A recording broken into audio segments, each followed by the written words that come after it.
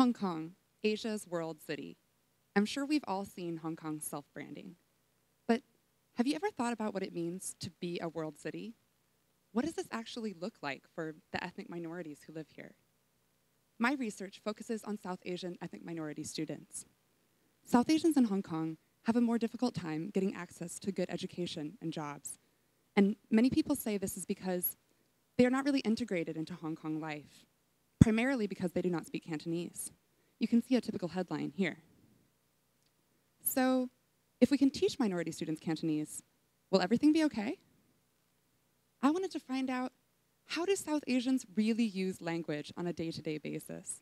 And how does this language use interact with their sense of belonging or not belonging in Hong Kong? To do this, I spent 5 months attending classes at a multi-ethnic Hong Kong secondary school and talking to teachers and students. And I found big differences amongst the students in terms of their language use and how they felt about their identities. But all South Asian students are officially classified as non-Chinese speaking, regardless of language ability.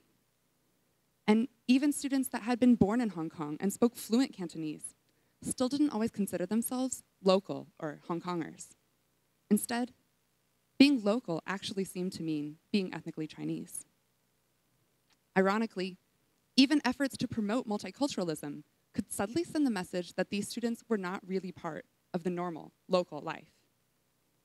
Imagine you've lived your whole life in Hong Kong, but are constantly being asked to explain your food, your language, even the weather in your country, meaning India, Nepal, or Pakistan.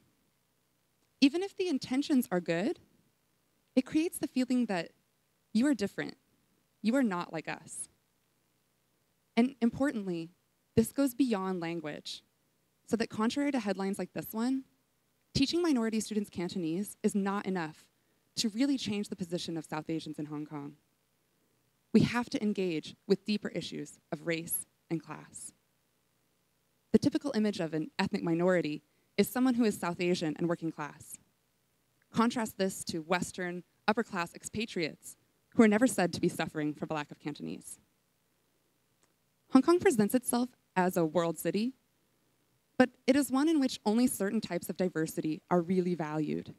And ultimately, you have to be Chinese to count as local. No matter how good their Cantonese, South Asians in Hong Kong are not considered a part of this city.